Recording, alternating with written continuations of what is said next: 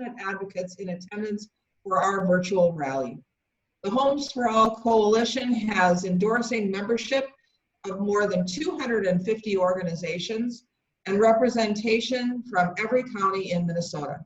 The coalition continues to grow because, as so many of you know, the affordable housing crisis is being felt statewide and across the continuum. Whether you talk to people from Pennington, Olmsted, Sherburne, Ramsey, or my home county, Clay, local officials, business leaders, and service providers will tell you they have unmet housing needs. In the past 3 years, homelessness has grown 10% statewide, 9% in the metro area, and 13% statewide. And the unsheltered homeless rate is up by 62%.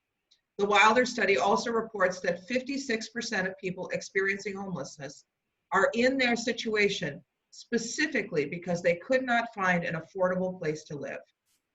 For at least a decade, Minnesota has not been able to keep up with the housing development need to meet our growing population. And more than 1 in 4, 572, 133 households pay more than they can afford in housing. Unfortunately, we are seeing this housing instability in real time due to the COVID-19 crisis. And many individuals and families are now at an increased risk for losing their homes or becoming homeless. Additionally, Minnesota's racial disparities persist.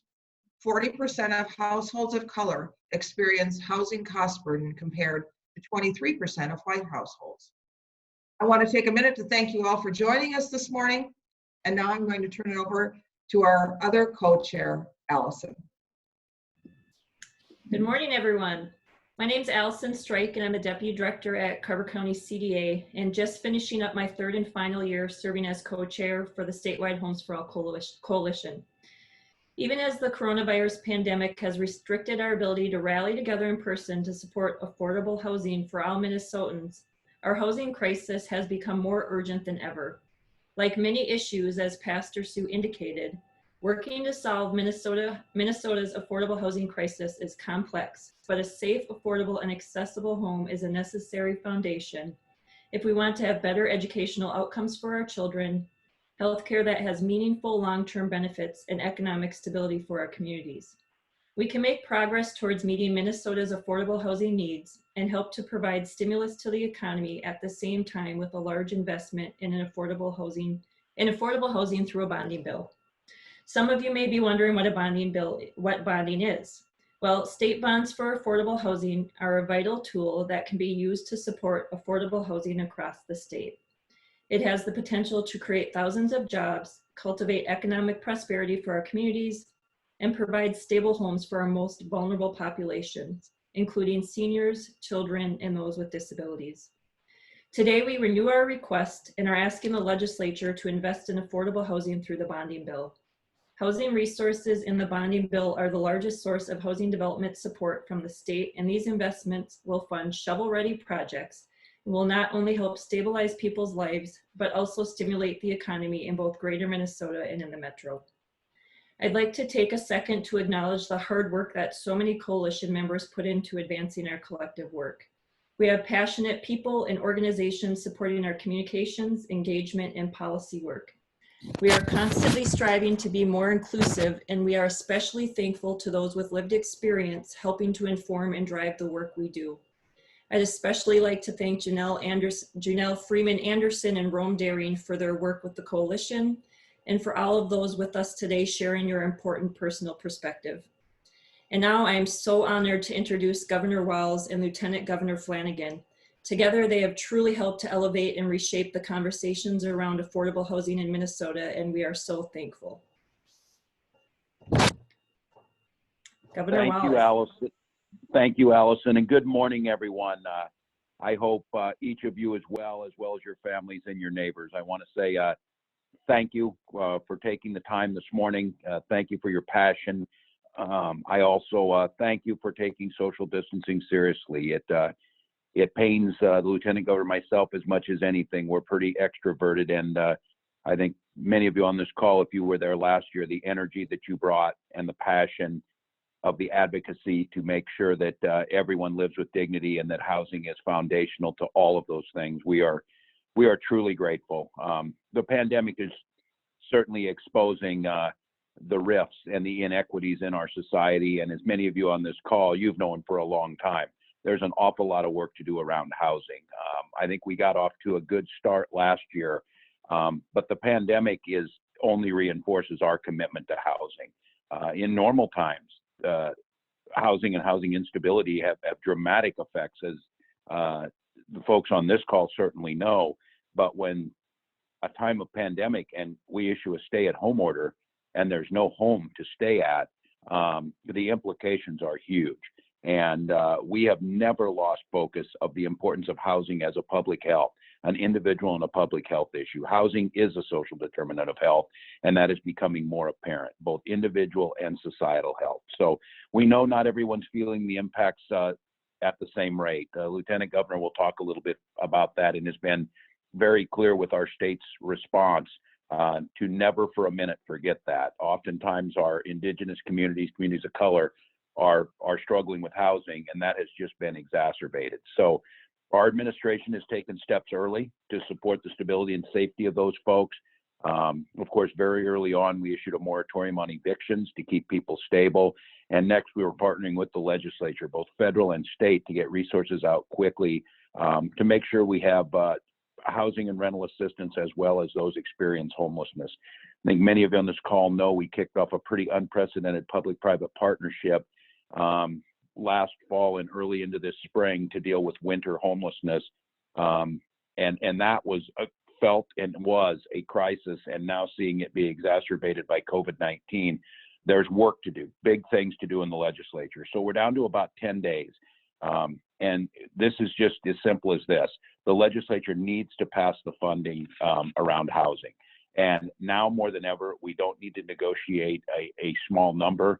We don't need to pretend this isn't an issue. What we need to do is we need to make sure that folks and those that were already experiencing, and the vast number that now realize, many of us, many in the middle class, are a paycheck or two away from housing instability. And that is one of the things that I think now, not just this committed group and the folks that you were able to talk to last year, I think across Minnesota, this has really come home. So we're going to continue to call on the legislature to get this done in the next 10 days. We know that we're going to have to tackle this. We know that COVID-19 will end, and we know that our commitment to ending homelessness is stronger now than ever. So I have to tell you, I've had the opportunity to visit places, and those of you listening, and I heard the explanation about bonding dollars.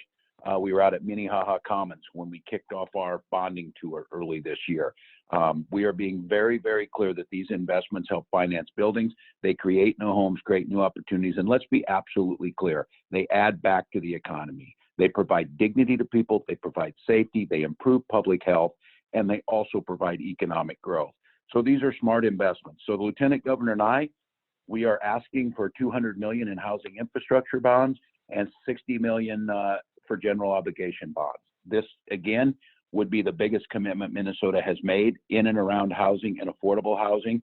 And I know that the Senate DFLers just put out their bill. It matches these numbers. The House will have these numbers or more.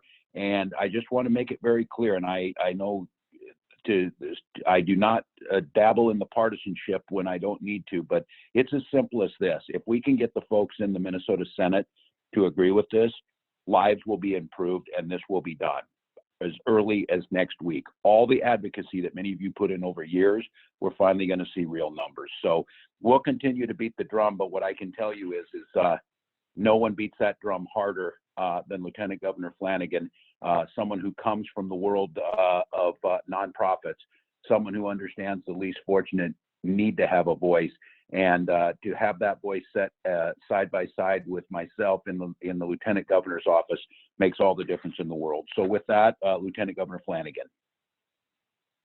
Thanks so much, Governor, and good morning, everybody. I'm really happy that we can come together virtually today for the Homes for All rally. And thank you, Governor, for being such a strong champion for housing. You know, I wish that we were together with one another today, feeling the roar and the energy of advocates who care passionately about housing and dignity for all Minnesotans in the rotunda, but we can't be, but I think we can still roar and make our voices heard. You know, the governor talked about health, and we know that safe and stable housing is the foundation of success. You need a place to call home in order to do your homework, or right now to be able to do distance learning. And for our kids, this is really, really important. Housing outcomes improve, educational outcomes improve, job and financial outcomes improve when folks have a home. And having a home is transformative in improving nearly every aspect of our well-being. And in the context of COVID-19, when we ask people to stay home, they need a home. Housing is and has always been about health, and this pandemic has transformed our understanding of that. As many of you know, Minnesota was already facing a housing crisis before this pandemic hit. We are short hundreds of thousands of units of housing, and this has serious consequences. It means far too many Minnesotans have little to no access to housing that is affordable to them, and it means that far too many of us are cost burdened just to keep a roof over our heads. The pandemic, you know, I think is showing many of us what we knew already, but I think some have called COVID-19 the great equalizer, and I don't think anything could be further from the truth. This pandemic has laid bare the existing inequities in our system and disparities, and I think that this absolutely includes our housing system. We know that Minnesotans who have lost jobs or income are struggling to pay their rents and mortgages, and they are disproportionately from Indigenous communities and communities of color. These are also the communities that are bearing an unequal share of the housing instability and experiencing homelessness at disproportionate rates. And we cannot let these stories go untold and unheard, which is why I am so glad to be with you today. The governor and I've laid out steps that we're taking and the ones that still need to get done, but let me just hammer those home once again and make them crystal clear. The eviction moratorium that the governor signed is keeping people safe. And I want to identify that eviction moratorium was the first step.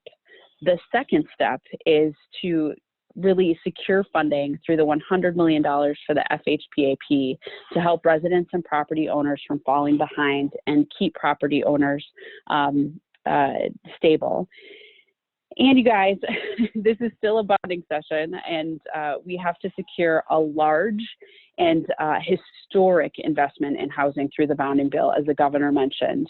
We put our proposal, which is the largest ask ever in housing infrastructure bonds, through the governor's office, through an administration. The Senate put out theirs, the House will put out theirs. I know that many advocates on this call are asking for $500 million, and I say keep asking. We absolutely need to dream big, especially in this moment where we see the inequities of this crisis. And these are the ways that we can get money into the hands of Minnesotans who really need it the most. And these are ways that we can build and preserve housing. What this pandemic has really revealed is that affordable housing is more important than ever before to maintain health and well-being during and after this public health crisis. And we need your partnership in this fight.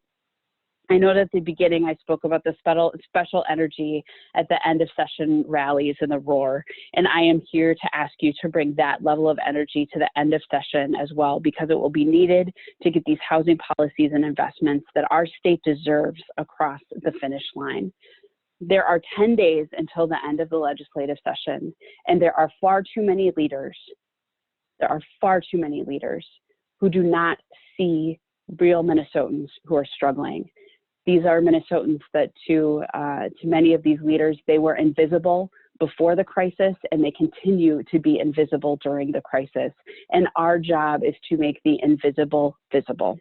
In the last 10 days of session, we have the opportunity to lift up individuals and families who are struggling to stay in their homes, to ensure that there are narratives behind these numbers, and that folks simply cannot be ignored. I thank you for your continued advocacy in these unprecedented circumstances, and I'm really grateful for your partnership. Let's get some wins for housing, and just know that as we are looking towards recovery, that Too often I've heard people say we need to get back to normal. I'm not interested in getting back to normal, because normal was not working, and it certainly was not working for people who are experiencing housing instability or who are experiencing homelessness. So let's not get back to normal. Let's get back to better. You are partners in that work with us, and the governor and I are so grateful to be on this team with you. Chimiigwech, thank you so much. Thank you so much again, Governor Wells and Lieutenant Governor Flanagan, for joining us on our virtual rally today. We really, really appreciate it. Next in our lineup, I'm going to turn it over to Terry Burton. There we go. Good morning, everybody. Good morning to everybody I can't see. My name's Terry, and how I got to Minnesota was alcohol fueled. I had lost respect of family, friends, everybody due to that. And I fled here because my daughter lives here now. And I've had nothing but the best care since I've been here, you know. Even if I've had to challenge a couple of things, it's real important to have a roof over your head at night. I am a walking anomaly with other things, but I actually was homeless, but I owned my own home. I couldn't keep up with it because I'm on disability. The importance of having housing, that entitlement, that right as a human being to have shelter that is safe and affordable and good for people. Abraham Maslow set up his pyramid, the triangle, and at the very bottom of it was housing, place to lay your head at night. I know that when I have progressed in my life, even in the last 3 years, it's been because I've had a roof over my head and people who care. You know, the people we bond together as people who are homeless, and the staff bonds together to help us. That's an important first step to getting stabilized housing for everyone. I know that we can't stress the importance of it, getting that bonding taken care of, getting the money to have families. Never mind the single people that are out in tents, the whole families. How are these kids supposed to learn? And I'm not sure the exact statistics, but the children outnumber the adults as homeless. How are they expected to get an education even in this time of COVID-19? You know, this disease is affecting every area and everybody, you know, and it affects the people that are out there without shelter over their heads at night. Safe shelter, affordable shelter. It's an entitlement, it's a human right. Oh, I'm getting fired up, aren't I? Oh yes, Catholic Charities housing programs, yes. Catholic Charities has been a part of my life ever since my son was born, and he'll be 39, I believe, tomorrow. Catholic Charities, there's just a great model of how you do it for people down here, and I can just about bet that there isn't anything like it in the country anywhere else. And if it is, hey, show me so I can tell other people. This is a unique setting. You know, we have higher ground, and we have the new Dorothy Day and the shelter. And 1 minute left. Hey, you guys, bonding, money, we need it. We're the cheerleaders for this. We're the go-getters for this. And I help people at my level of homelessness, now I'm in transitional housing, to understand that there are people out there that are fighting for us and want to see us be happy and productive. Thanks a lot. Everybody stay healthy and safe. Peace. Okay, so virtual rally is new to all of us, so I'm going to ask everybody to bear with us. We are waiting for our next speakers to come on. So we have a couple of polls. So I'm just going to take a minute here and share a poll if everybody on the line can participate.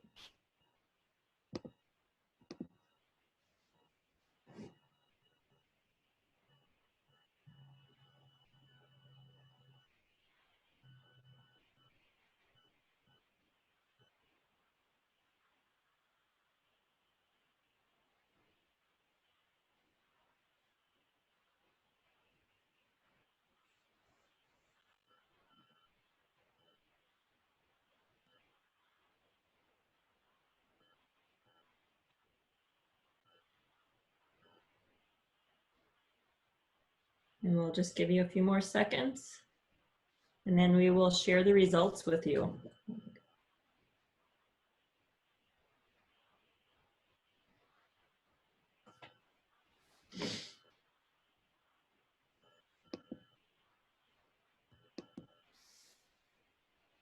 A lot of people joining us from Hennepin County, but it's awesome to see the participation we have from greater Minnesota in addition to the Twin Cities.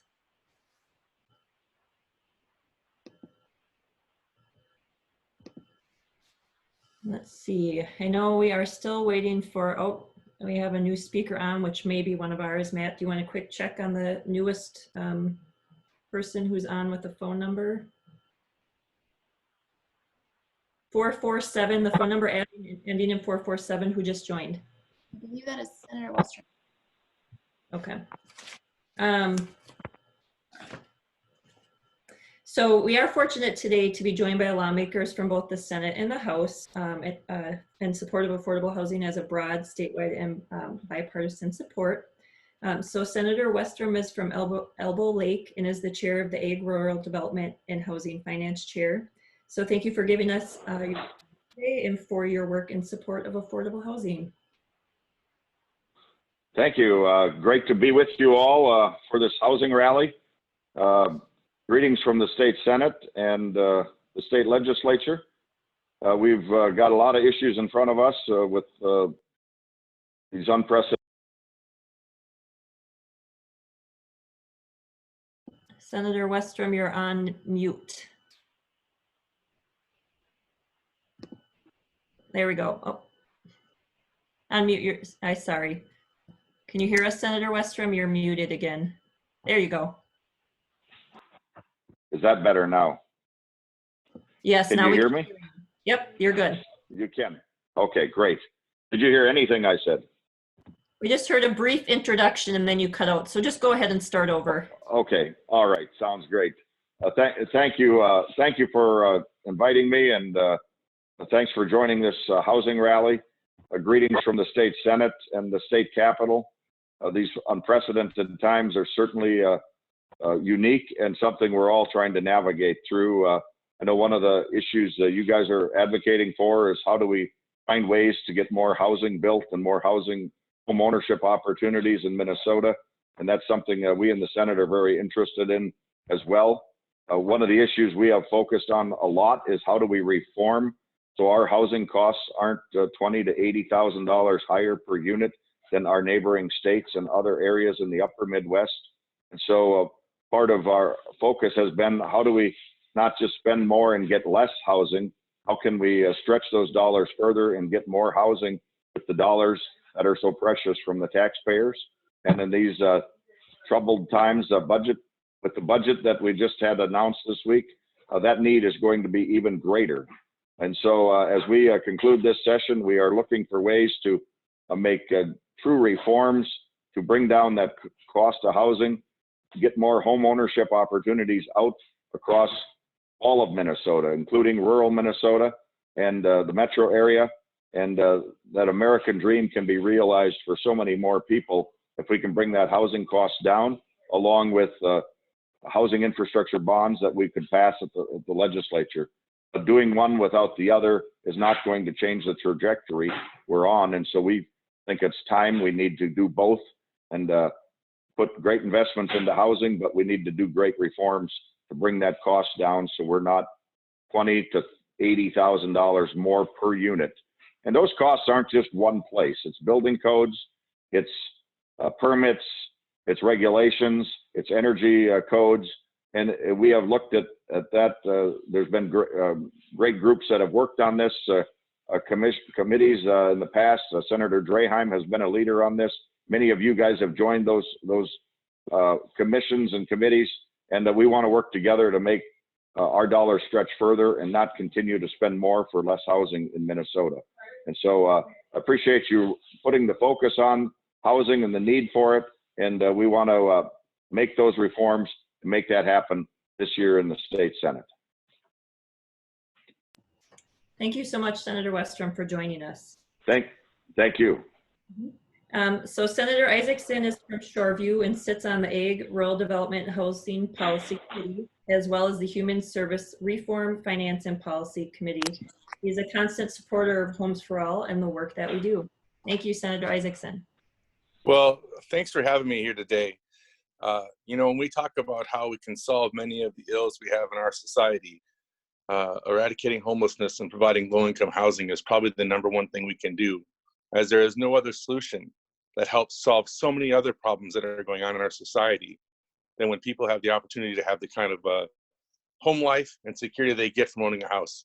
And low-income housing is one of the ways we can do that, or at least having a stable place to live. I've been an advocate, and I'm asking for over a $2 billion bonding bill. And I think that the #1 thing we can do with that bonding bill is put that towards affordable housing across the state. I just feel like when I look at so many of the issues we've been dealing with, going back to my very first year in the legislature in the state house, so many times we've seen where affordable housing is just such a game changer to helping us be successful in combating many of the things in society that we're looking at that we need to take care of. And so, I think that having a real close look at how we can provide low-income housing to folks that are not making a ton of money, that have the opportunity to have their own home or a place to live that at least provides them with a stable environment, is not only good for them, it's good for their family, and frankly, it's good for our economy. It just makes sense. The investment we make there will have a payback for us on such a large level. And I know that my friends across the aisle see this problem too. We don't necessarily agree on this reform and getting rid of fees. The reality is that what we need to do is have the political will to make this a priority. And I can tell you that as long as I'm here in the state Senate, that will always be a priority for me, as I'll be pushing for that, especially as we go into the 21 session and we look at possibly being in the majority and making some significant increases. The last time I was in the majority, I wrote the single largest increase in funding for housing in the state in the last 50 years, and I hope to do it again when we look at this next session. I know that we're really right now trying to focus on making sure that we have a strong bonding bill. I think there's will with 3/4 of the leadership, and Senator or Representative Doubt for some reason doesn't seem to think that's a priority, but I think that we should be focused on trying to make sure that we get that bonding bill through as robust as possible, to provide for all kinds of opportunities. And specifically for me, what's most important is helping people who are homeless or experiencing housing instability. Where this strikes me home the most is this idea of when we have kids that are dealing with this. As someone who grew up at times in unstable housing, I can tell you the impact on a kid is just traumatic, and it causes all kinds of setbacks with school. Their nutrition isn't strong. They don't feel secure at home. We need to make sure that we provide for anything, at least for these kids that need to have secure homes, so they can go to school, feel good and learn, and they can get themselves out of a tough spot. So I'm really excited to be here. I just thank you so much for having me be a part of this. And I'm just always been proud to be associated with and a part of Homes for All, because Homes for All is really some of the model of how we can be successful when we collectively work together to instigate differences and changes in our legislature and our culture. And I just hope that Homes for All continues the good work they're doing, because they're absolutely positively one of the positive forces for good up the legislature and in our state. Thank you for having me so much. I appreciate it. Thank you, Senator Isaacson, for joining us. And with that, I'm going to turn it over to Mayor Larson from Duluth. Good morning. Hey, good morning, everybody. Can you hear me okay? We can hear you, yes. Oh, awesome. Okay, yes. Good morning. That was really, thank you for that. First of all, inviting me and including Greater Minnesota in a strategy of ensuring we have housing for everybody. This is one of my, well, this is actually my first Zoom rally. So I love that today is a chance that we get to kind of preach to the choir, that there are those of us on this call who know and understand the real need for housing, and it feels really good to just be in a virtual room together. And some of the work we're doing right now, all of us, whether we are elected, unelected, advocates, professionals in the field, people experiencing homelessness, people who have that in our backgrounds,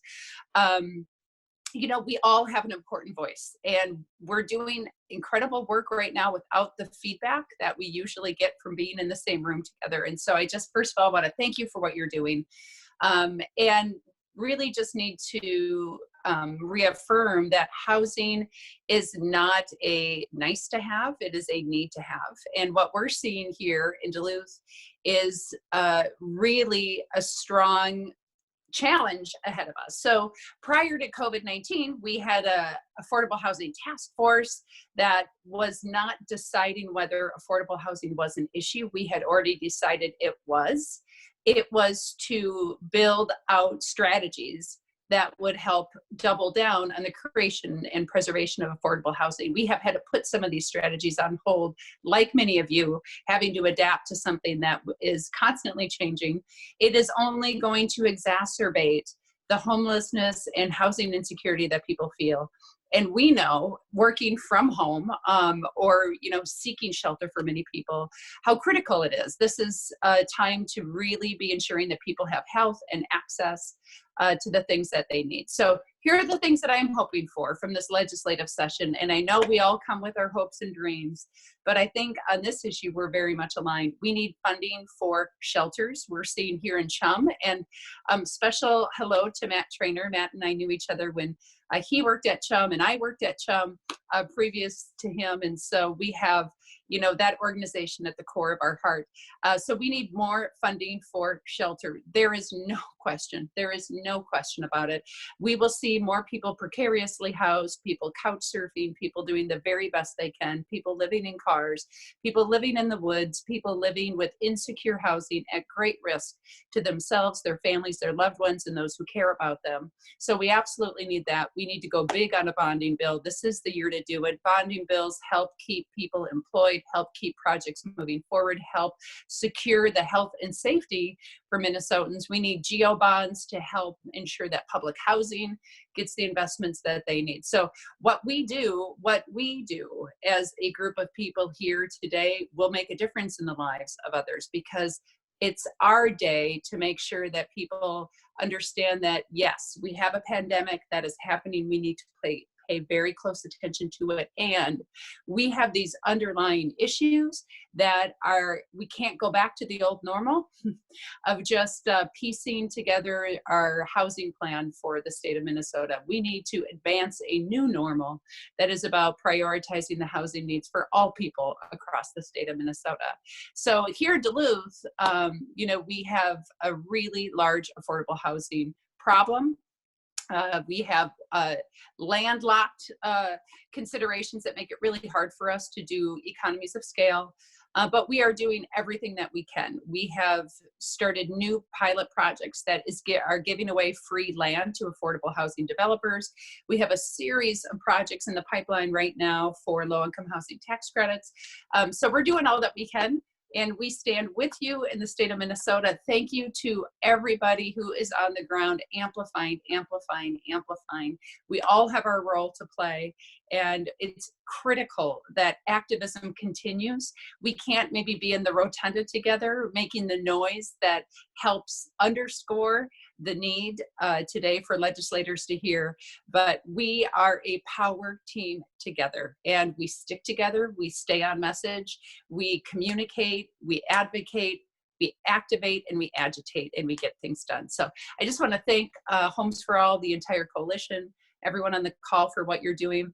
And just remember that the work is so hard, we're so isolated from each other, and having a moment like today, literally, where like speaker after speaker is going to be lifting up our message and reaffirming why our work together is so important. It is a beautiful choir, and we just need to sing as loud as we can. So thank you so much for having me and Duluth on today to be a part of this. Thank you so much, Mayor Larson. A lot of our panelists are clapping. Oh, we wish we could have clapping from everybody. Yes, thank you. Thank you. Next, we are going to hear from Chad Adams with Southwest Minnesota Housing Partnership. Good morning, Chad. Hey, good morning. Can you hear me just fine? Hi, can you hear me just fine? We can hear you. We can hear you. Sounds great. Hi, I'm Chad Adams, the CEO for the Southwest Minnesota Housing Partnership. Just a little background about us. We are a nonprofit community development corporation that serves 30 counties in greater southern and southwest Minnesota. We own 52 affordable housing complexes. that include over 1,700 affordable rental apartment units in our regions. Due to our significant presence in Greater Minnesota to preserve and grow affordable housing, we strongly support a large bonding bill from the state of Minnesota this year. Southwest Minnesota Housing Partnership's mission is to create thriving places to live, work, and grow in the communities that we serve. And we are not able to meet our mission and deliver affordable housing product in Greater Minnesota without strong bonding dollars, including housing infrastructure bonds. The demand for adequate housing that is affordable to families across our region is very high. Many of the proposed projects from the past few years that we have proposed have not been funded due to a shortage of funds, even though they've been noted as high quality affordable housing projects by state agencies and many of our partners. In short, there's a great need for more affordable housing to be built in our region, but quite honestly, just insufficient funds to meet the needs of our Greater Minnesota families. State bonding will help generate jobs and cultivate economic prosperity for Greater Minnesota. State bonding will also provide much needed safe and stable housing for families across the state. In just the past 3 years, Greater Minnesota's homeless population has grown by 13%, which is more than the state average. Southwest Minnesota Housing Partnership takes great pride and work to include supportive housing units in our projects. One great example is Solace Apartments in St. Peter, Minnesota. And I will defer to a couple of our residents, April, Deb, Kelly, and Troy, that will be speaking a little bit later on today in this rally. When families have safe and stable housing in the communities that we serve, family health improves, children learning improves, and economic prosperity improves through the workforce that is retained and or created in our communities. We're asking the state legislature and governor's office to support a large housing bonding bill this year to build healthy communities and strong economies in our region and throughout the state. Thank you very much again for being able to advocate today. Thank you so much, Chad. Next, we are going to turn it over to April Schwinal. Good morning, everybody. Thank you so much for being here. My name is April Schwinal. I'm the proud mother of 3 beautiful little girls, and I'm in recovery from abuse, addiction, and homelessness. I'm here today because of the Solace program. Just 4.5 years ago, I was a stay-at-home mother and respite care provider for Scott County Human Services. I lived a fairly normal life. Following a very difficult separation, within 3 years, my mental health and codependency issues, alongside severe alcoholism and onset drug addiction, caused me to lose my children, my home, and my family. I remember trying to get back up on my feet by contacting the only women's shelter I knew of in the area, and I hung up after about 5 minutes with a really heavy heart because there was no vacancy. My fate was sealed. I was living in a minivan, shooting up meth, in a constant desperation to not allow myself to feel any pain. This is my life now. Several painful months later, I nearly lost my life, and I was shortly thereafter arrested and admitted into intensive inpatient treatment. For 5 months, I worked really hard to improve my mental and emotional health, to free myself from an extremely toxic relationship, and to break the chains that addiction had on my entire life. 2 weeks before graduating inpatient treatment, I laid awake in a panic, completely overwhelmed by the realization that I had nowhere to go. With all the progress I had made, I was feeling more despair than ever before. I was facing homelessness again, and I felt there was very little hope of me remaining safe or sober for long after discharge. I wrote a list of friends and family members I might be able to stay with, knowing as I wrote each name, it would be extremely temporary.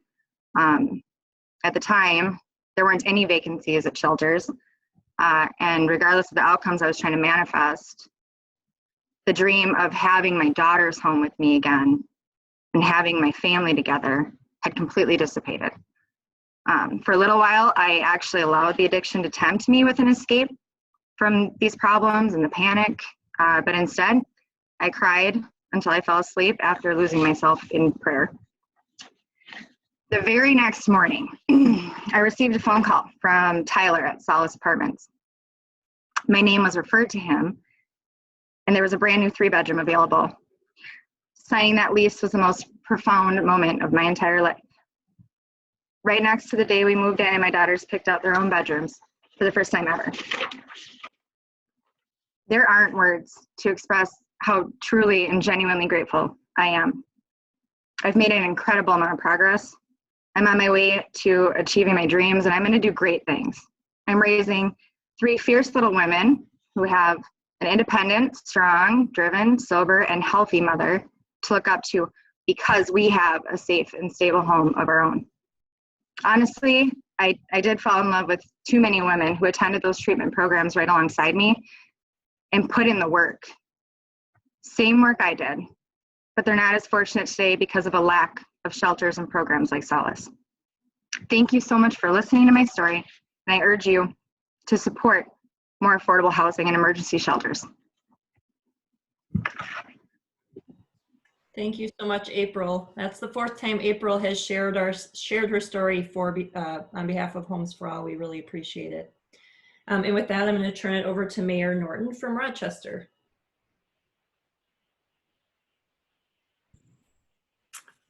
Thank you, April, for sharing that. It's the 2nd time I've heard it, and it's just as moving the 2nd time and motivating as well. So thank you. I appreciate Homes for All inviting Rochester to have a voice at the table here. I support strongly all the messages you've heard to this moment about the need for affordable housing. And I want to add to that, energy efficient affordable housing is so necessary. I watch too many poorly built structures hamper people who are placed in them when their energy costs are so high that they can't pay their bills. So I just want to throw that little tidbit in there so we make sure we're helping people all the way around and not pulling the rug out from under them.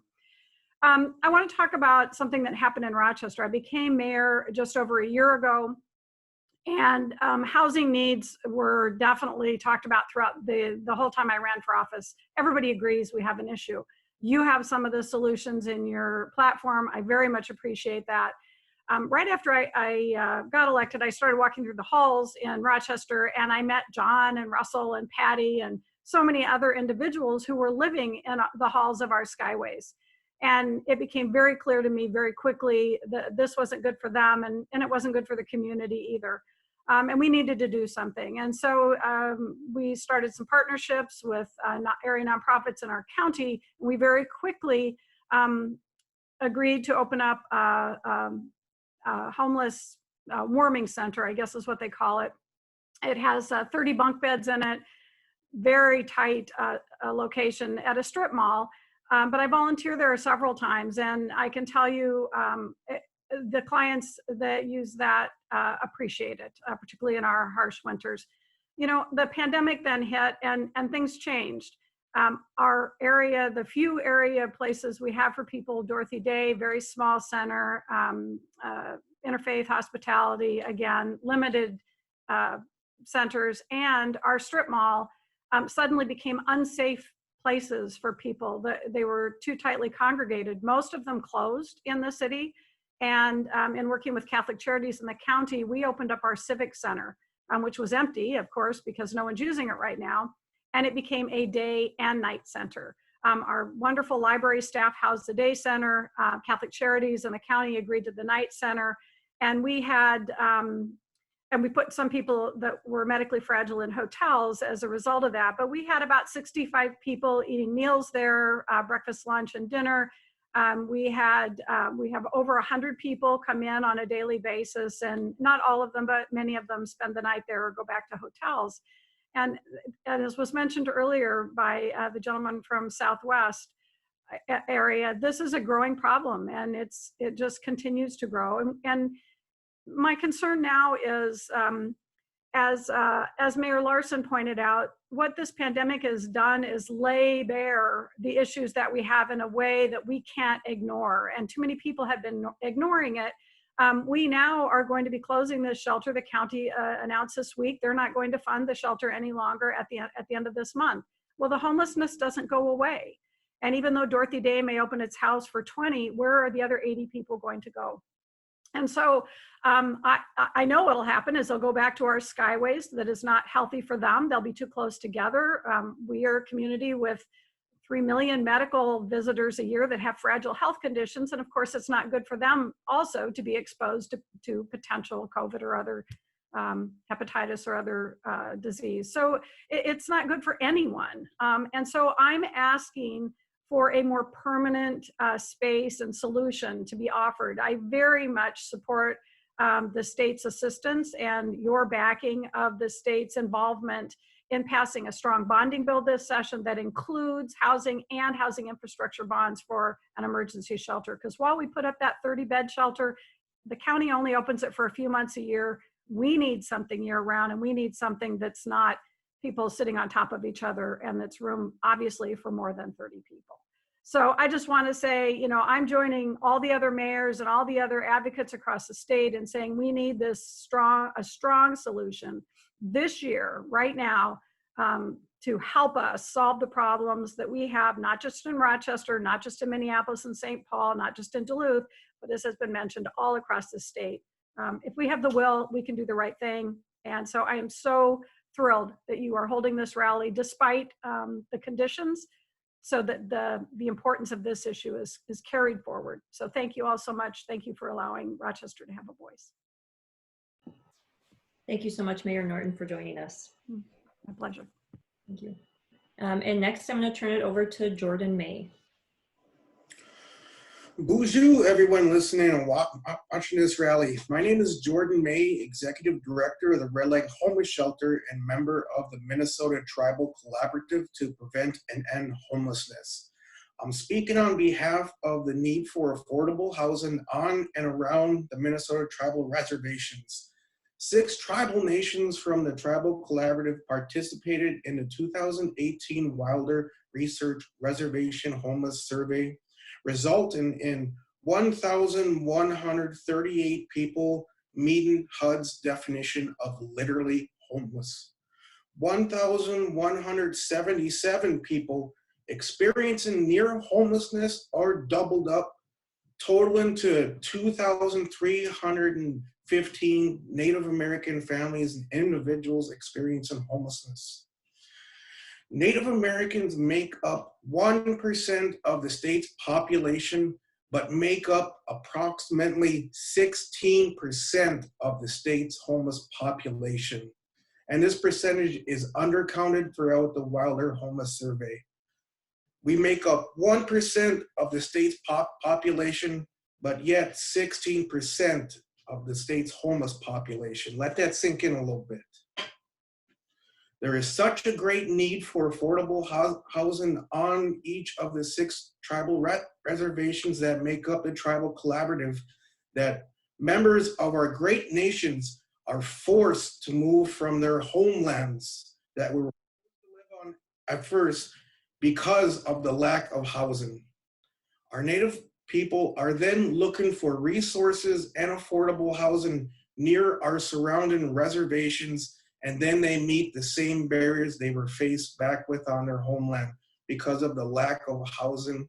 And then they're forced to move into the big urban areas because of it.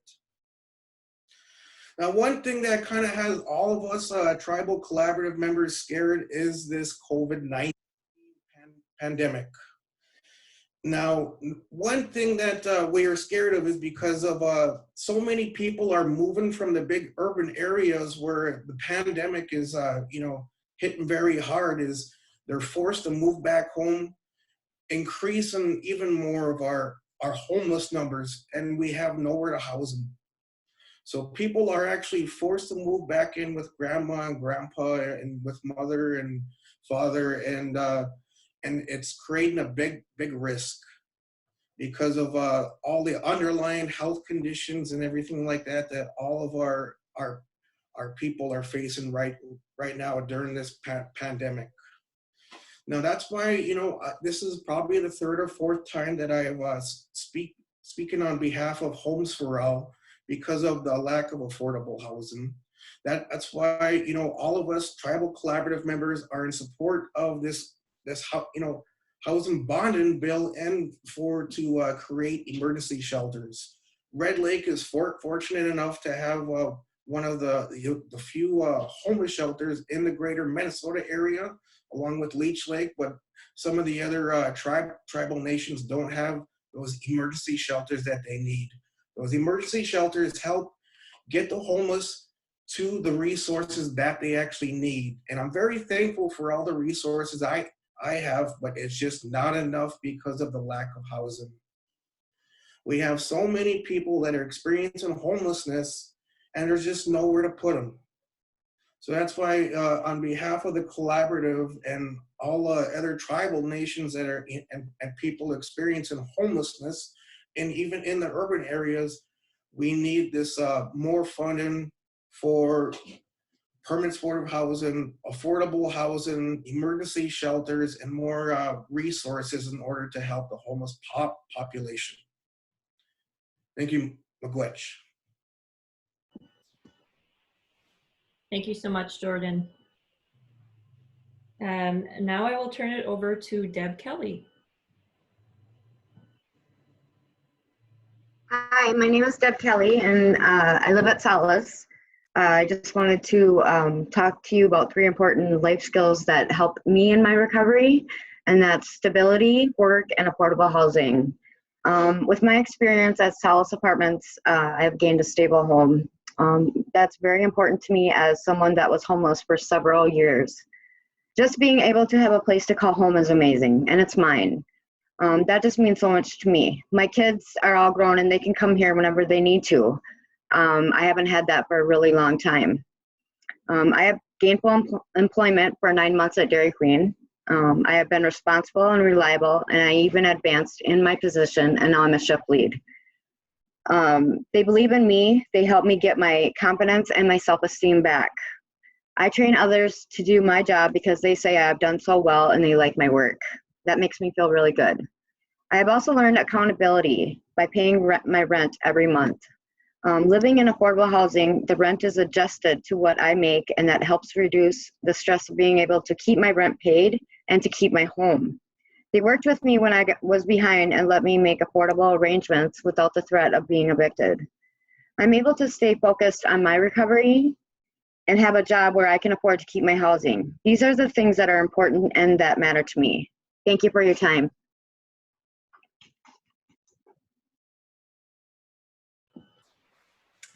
Thank you so much, Deb, for joining us.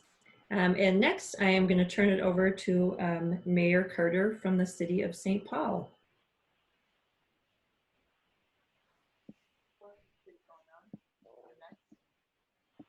Good morning. Good morning. Thank you very much. Good morning. You're good. Oh, wonderful. Thank you very much. I appreciate the opportunity to join you all, and I appreciate all of you taking the time this morning to focus on this very important and absolutely critical topic for us. You know, we're in a crisis right now, and the extent to which this moment actually is an incredible crisis for families across St. Paul, across Minnesota, across our country cannot be overstated. We know that that's absolutely critical. Right here in St. Paul, we know that that's having an enormous effect on families, on children, on residents, all over our community. We have been working very hard, and I know Minneapolis has, I know Rochester, Duluth, and all of our communities across the state have been to support and serve our families and our populations. That includes efforts to make sure that homeless youth have access to housing, have access to space. That includes navigating and working to try to keep a number of tent encampments across our city safe, stable, and clean and healthy. That's very important. We know that our cities, our communities are all battling these same types of challenges right now at the same time. And we also know that we can't do it all by ourselves. That's why we need strong state action. That's why we need strong federal action. That's going to be very critical as we continue to move forward.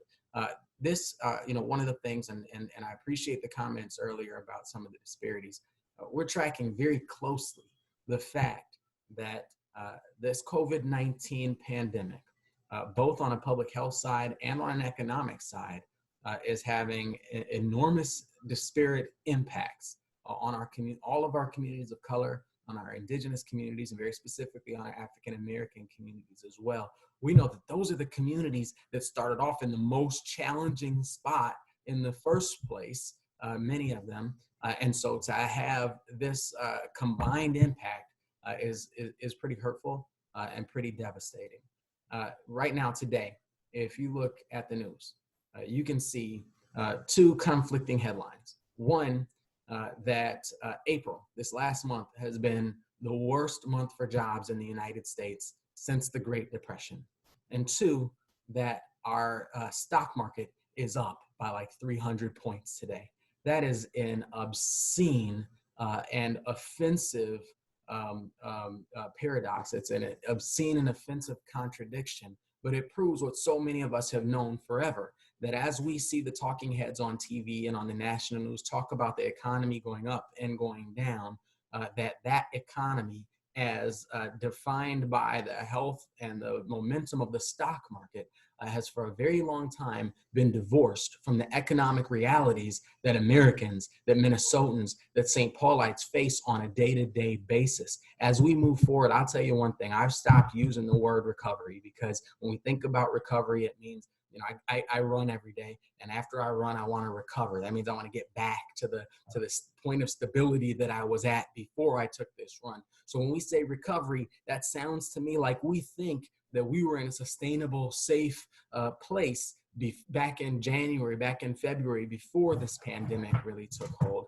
And that's not the truth. We need a full-scale economic reconstruction that changes the way we approach how we participate in our economy. That has to start with housing, and not just addressing homelessness after the fact. That has to address the entire spectrum of housing, of home ownership, of affordability, of affordable rent. That entire spectrum must be addressed, because if we don't, we'll recover ourselves right back to the starting line of what had us so vulnerable to this type of crisis in the first place. I'm hopeful that, one, we can see strong action on housing at the state and the federal levels to give our local communities the support that we need to do this in a sustainable way. One, I am hopeful that as we debrief the lessons that we've learned from this moment, that it's not just about masks and it's not just about social distancing, but it's that we finally learn for once and for all that when anybody in our community, anybody in our state can't access housing, when anybody in our state can't take 2 weeks off of work to recover from an illness or care for a sick child, when anybody in our community can't afford to go to the doctor and access basic preventative medical care when they're sick or concerned about their health and well-being, then that threatens the safety, stability, and health of every single person in our community. That's what Martin Luther King once called this web of connectedness, wherein whatever impacts one of us directly impacts all of us indirectly. I am hopeful that we can move forward from this moment with a new understanding and a new commitment to operationalize the words of our favorite former late Senator Paul Wellstone, that we all do better when we all do better. All of that has to start with housing. I'm in this fight. I appreciate you being in this fight with me, and I look forward to us continuing this on the long haul. Thank you so much, Mayor Carter. We appreciate you joining us. I'm going to now turn it over to Stacy Junkus. Good morning. Good morning. I'm Stacy Jonkas, and I'm the Senior Program Manager for Clinical Health at Catholic Charities of St. Paul in Minneapolis. And as such, what I do is help with mental health and substance abuse problems across the housing platforms. But I also supervise our recuperative care programs, both in Minneapolis and St. Paul. And those are for homeless folks who have been hospitalized. And what we do is have a place for them to come and continue their healing rather than go back to just a shelter. Minnesota certainly was having a terrible time with homelessness well before COVID-19. We've witnessed it in our shelters and our housing programs. We've reached maximum capacity, and we were forced to turn people away. With the current public health and economic crisis, though, our state must deepen its commitment to affordable housing more than ever before. Catholic Charities has been fortunate to receive bonding dollars in the past, and we have been able to create more stable housing. Most recently was at Dorothy Day Place in St. Paul. We really know then firsthand how important the bonding bills are for creating this housing stability. One of the things that I see the most is the huge impact that housing instability has on health. I see this every day when I work with people in our shelter and housing programs. You know, I just started with Catholic Charities about 14 months ago, and where I was housed is where I'm speaking to you from today, which is the Exodus program in Minneapolis. And we serve 95 individuals who have been long-term homeless. The very first thing I noticed when I started working here was the loss of limbs. I have never seen so many people without one leg or without two legs in anywhere in the regular population. You know, I had thought when I first came in, well, this must be veterans. And, you know, I had read about IEDs and the impact of those. But really what I was seeing were folks who had untreated diabetes, people who had been hit by a bus or hit by a train, and yet others who had serious substance abuse problems. One of my duties in the past year has also been to talk with the medical examiner when we have a death in one of our housing facilities. I'm doing that because I really want to do our best to make sure we're doing everything we can to keep our residents healthy. I have been told repeatedly by the medical examiner that our residents died of natural causes. It doesn't seem normal to me, though, that someone dies at age 35 or 47 or 60 years old. The toll that homelessness takes on bodies is absolutely devastating. Now, over the past several weeks, COVID-19 and Public Health Administration has encouraged people to stay at home. What we know is that if you don't have a home, you can't stay at home. It really highlights the need for significant state investment for more shelter and affordable housing. We're really happy to support the Homes for All request to include affordable housing in a bonding bill. Thank you. Thank you, Stacy. I'm now going to turn it over to Amanda Baker. Hello, my name is Amanda Baker. I'm also a resident at Solace here in St. Peter. I am a grateful addict in recovery as well. I'm 39 years old. I am a single mother to one beautiful 13-year-old boy. Thank you for listening to a piece of my journey in which surrounds by receiving affordable housing. Affordable housing is difficult to receive in this rural area. The population here is too large for the limited affordable housing we get. When I applied for affordable housing, I waited over 2 years to get to the top of the list.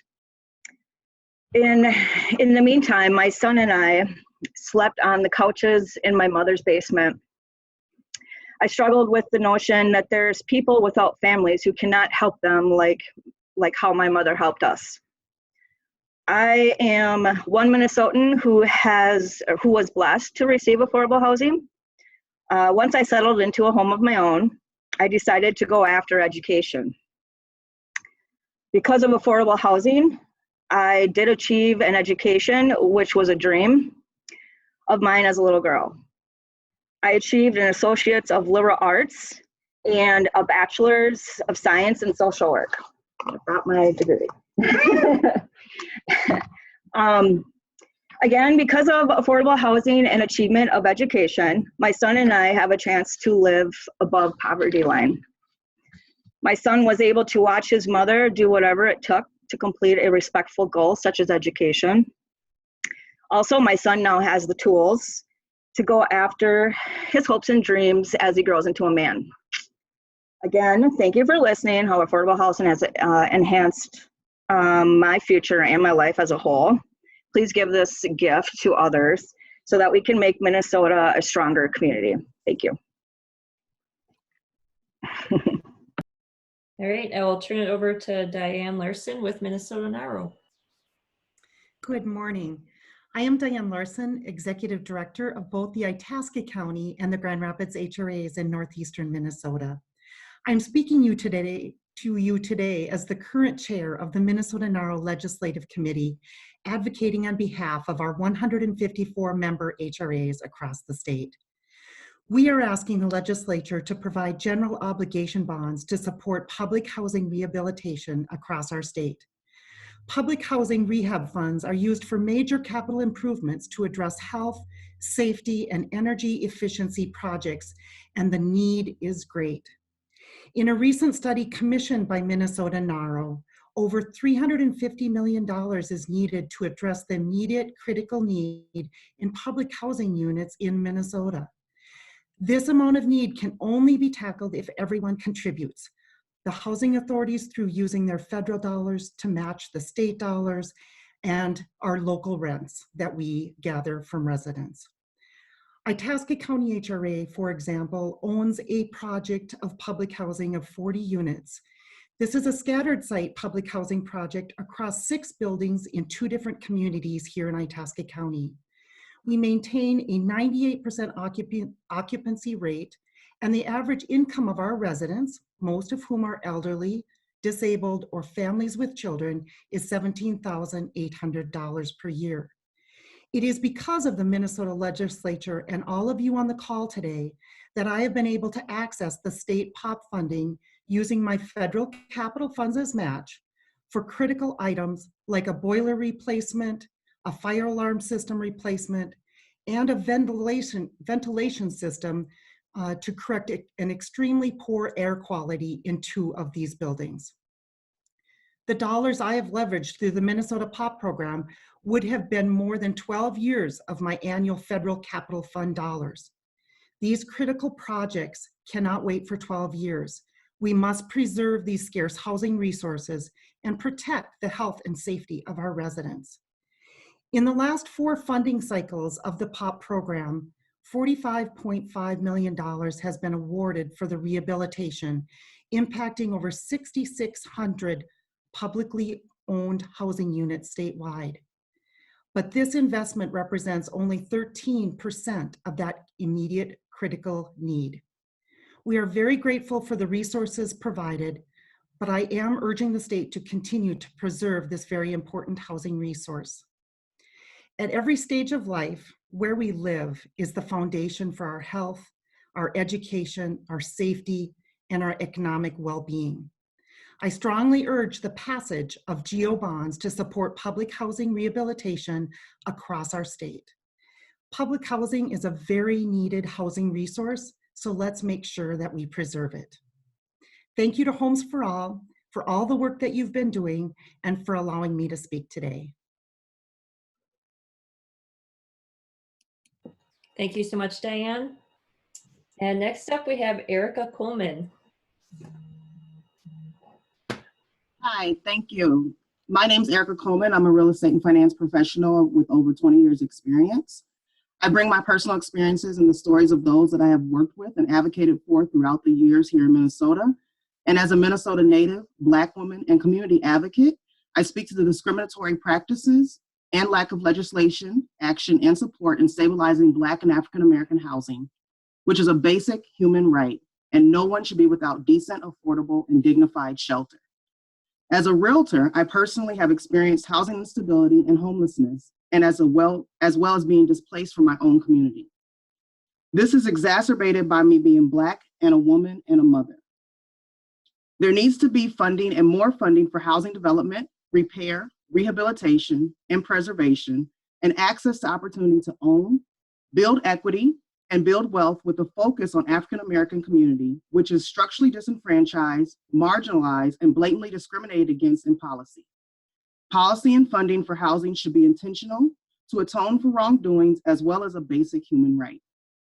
The Wilder Research Report that was completed on homelessness in 2018 cited the racist and discriminatory economic and housing policies, along with generational poverty, that continue to play a role in the overrepresentation of African American and American Indian people in homeless populations. The economic impact of not bringing everyone up to an economic level above poverty, which starts with housing, is more detrimental to Minnesota than doing nothing or not doing enough. Minnesota has some of, if not the greatest disparities between Black and white populations in the areas of police brutality, wealth, achievement, income, ownership, which, as well as health and opportunity, all exacerbated by COVID-19, which is disproportionately negatively impacting Black Minnesotans in all areas, as well as leading to our death. However, one of the main factors for addressing these is intentional policy, specific and abundant for housing, safe, affordable, and accessible for all. Thank you, Homes for all that you have done, and I cannot ask enough to pass the bonding bills as proposed by Homes for All.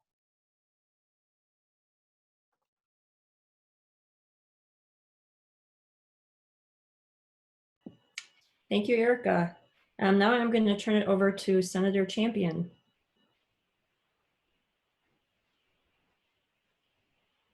On an earlier call with... You were on mute. I just unmuted you, so we can hear you now. Okay.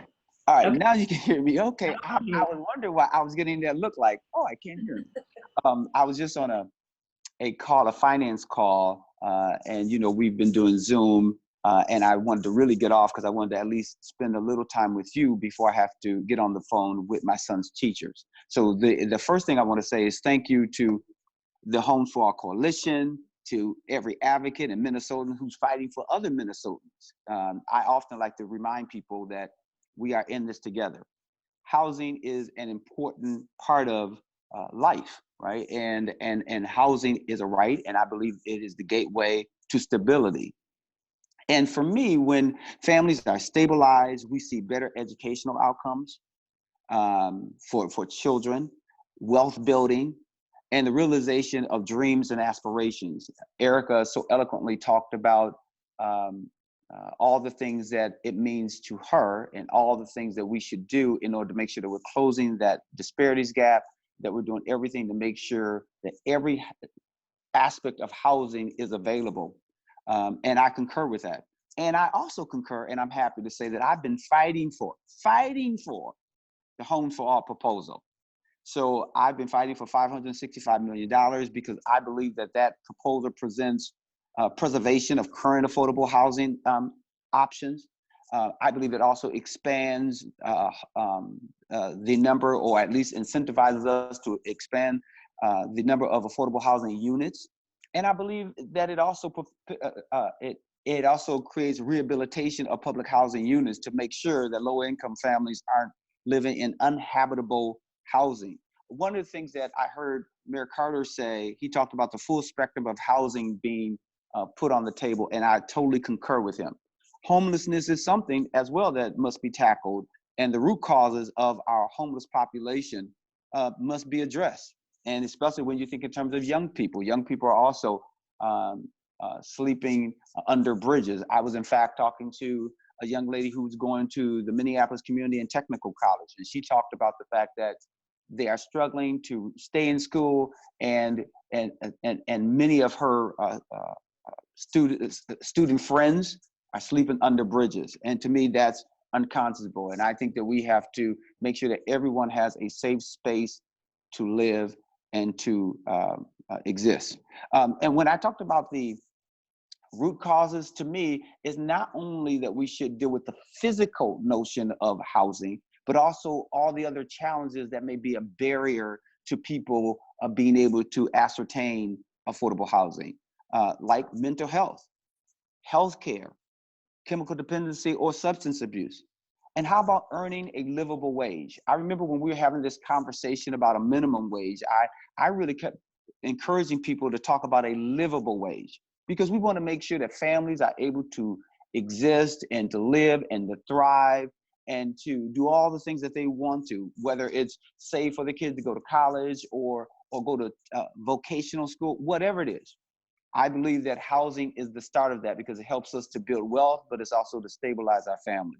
So I remain committed, and I will continue to work for the benefit of Minnesotans who need housing, and that housing that is affordable.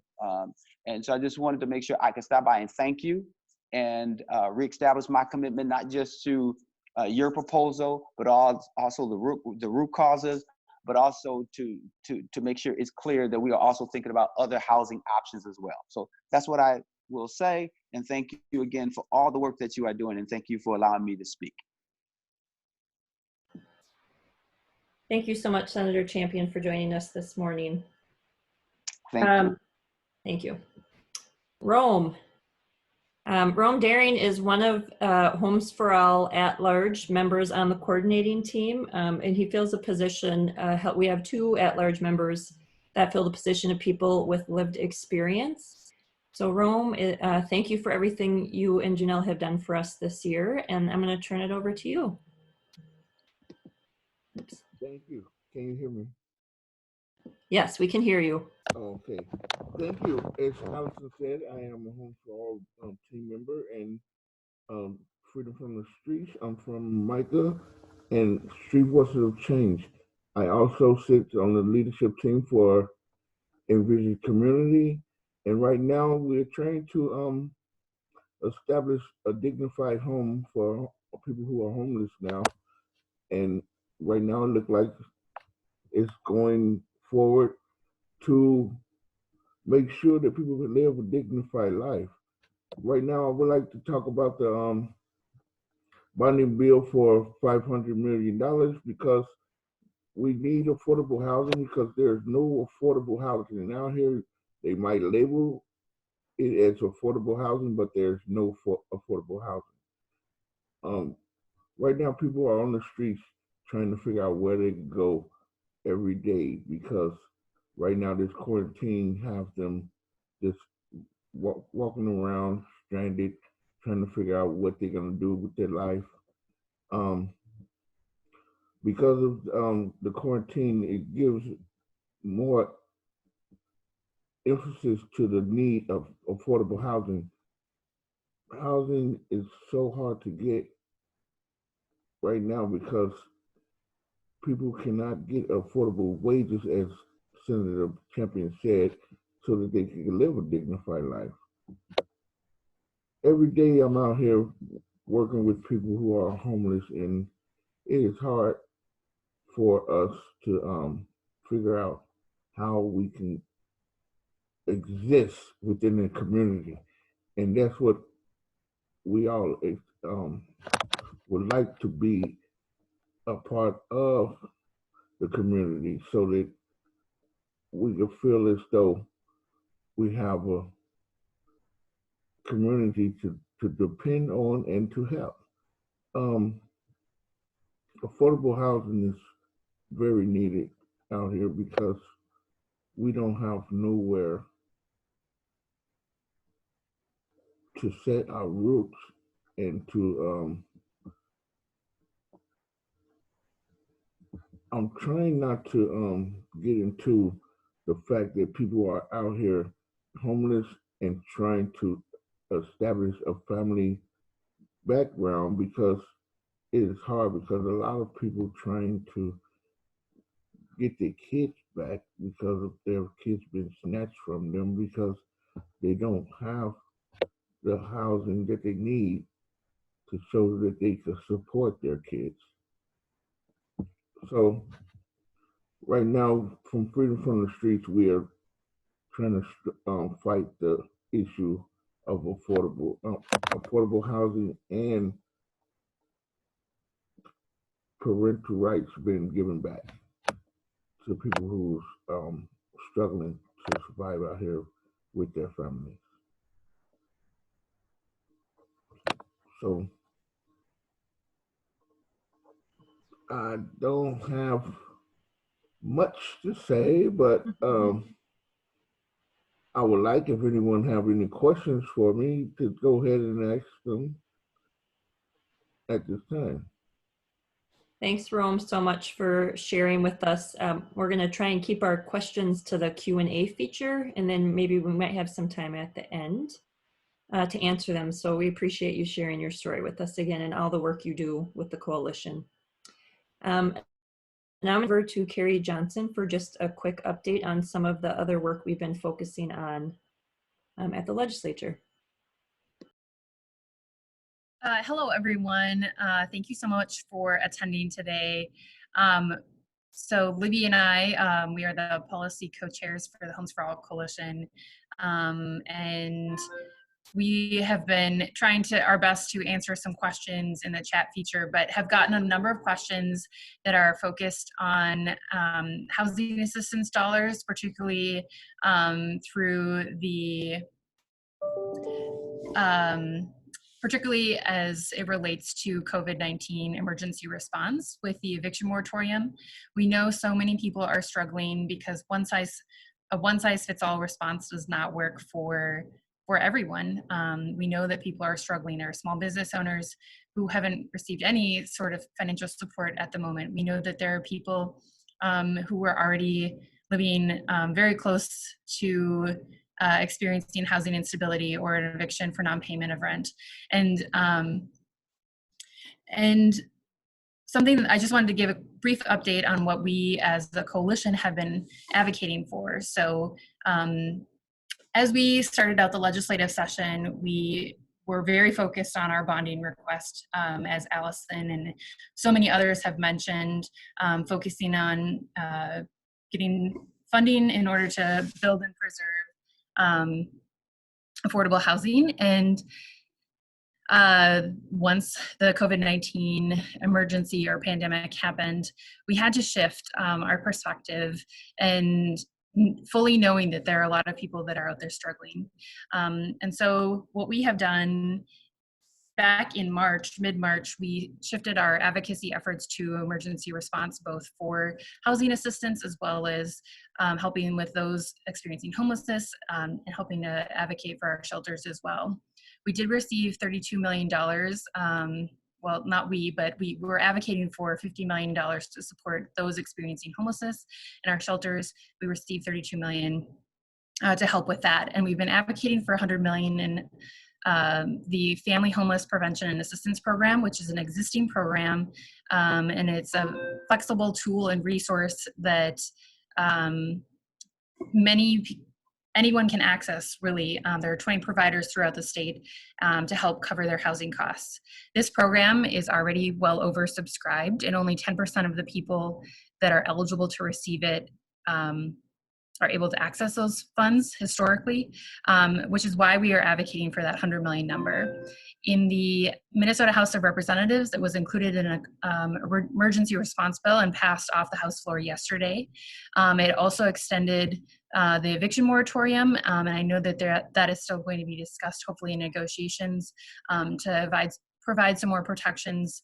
And then it would also extend and include the foreclosure moratorium as well. And then in the Senate, that number for housing assistance is $30 million, and there are different timelines for the extension of the policy, the eviction moratorium and the foreclosure moratorium. And I would encourage folks, if they have other questions on that, certainly we can do our best to answer that. And then I just want to say also a huge shout out and thank you to Homeline, who has been a great advocate and partner with the coalition in helping to get that policy language nailed down in terms of the eviction moratorium. And if you or someone you know has questions about the eviction moratorium or you're concerned, please reach out to Homeline, and then also contact the Attorney General's office. So thank you. Thank you for that update, Carrie. All right, next we have Stephen Horsfield from Simpson Housing. Thanks, Allison. My name is Steve Horsfield. I'm the Executive Director with Simpson Housing Services. Thank you all for attending our virtual rally. Thank you for everyone who's provided testimony and for everyone coming out in support of our Homes for All agenda as we near the end of our legislative session. Simpson Housing Services has been operating shelter in South Minneapolis and supportive housing across the metro region for over 40 years. My role this morning is to call attention to the portion of our proposed bonding bill that is allocated to shelter projects. Bonding is the tool that our state uses to invest in infrastructure. And arguably, safe and sustainable housing is the element of our state infrastructure that most warrants substantial public investment at this time. Housing ends homelessness. At the same time, shelter saves lives as a temporary housing solution that also serves as a critical step on the pathway from homelessness to housing stability. Shelter is the place where most folks are able to connect with advocacy and housing resources. We're fortunate to have Senator Senjum and Representative Hassan as our chief bill authors, along with support from other key legislators. We are blessed with a number of well-informed public officials across our state who understand the critical need for state investment in shelter, many of whom have been good enough to join us this morning. We've steadily responded to one crisis after another over the past couple of years. At the Wall of Forgotten Natives, we quickly ramped up a navigation center model where we offered temporary shelter and connected 100 guests to permanent housing opportunities. We saw a tremendous outpouring of support last Christmas when tragically the Drake Hotel caught fire, which also demonstrated the precarious nature of our temporary shelter resources. And then this past winter, as we saw the numbers of unsheltered folks increasing across the state, we were grateful that our governor rallied private support for expanded winter shelter solutions. And now COVID-19 has introduced a new threat to the health of those members of our community without stable housing, as it disproportionately impacts people living in poverty. We've been working in coalition with mayors from across the state who are often faced with the very difficult decisions of how to respond to unsheltered homelessness. We're asking all of you to join us in supporting the Homes for All agenda during these critical last few days of the legislative session and to help bring critical state investment to shelter resources. In Minneapolis, we have been grateful to Mayor Frey for his steady commitment to expanding housing resources and ending homelessness. We are thankful for his partnership, for his support and his friendship, and I'm happy now to introduce the Mayor of Minneapolis, Jacob Frey. Well, thank you so much, Steve and Simpson Housing, for all of your work. Thank you, Homes for All. You know, I am not a religious person, but this really is God's work right now. The work that you are doing has a heightened importance right now because the decisions that we make, the actions that we take literally have life or death consequences, and we're no longer making decisions based on dollars and cents, but this is based on lives saved and lives lost. And because of that, the work that you all are doing, the advocacy, the support, the direct work in shelters, it will make a difference. So I know that this is tough right now. I know that in many cases, there's a lot of pressure that needs to be alleviated, whether it's in our shelter system or otherwise, but like, this matters. This matters to a lot of people. And so I just want to tell you how much we appreciate you. I'm a believer that housing is a right. And as advocates for the Homes for All agenda, you know, I know that we totally share that belief. And it's difficult to talk about access to homes without first recognizing that COVID-19 has made a situation that was already really trying even worse. We had over 28,000 households, not people, households in Minnesota that were 30% of AMI and simultaneously cost burden. This means that for way too many Minnesotans, they were just like one paycheck away from experiencing homelessness in some form. And so, you know, with skyrocketing housing costs, with rising homelessness, and thousands that are also living in some form of substandard housing, Minneapolis and the entire state, we really need a bonding bill that addresses our growing housing and homelessness response needs while giving local economies an economic boost. And I'll tell you, with respect to Minneapolis, that money is all the more critical right now. We are experiencing somewhere up to about a $200 million revenue shortfall this year. And we have set forth two priorities during this pandemic. They're a bit simplistic, but they're nonetheless really important. The first is that the core city services that the city traditionally provides will continue to function.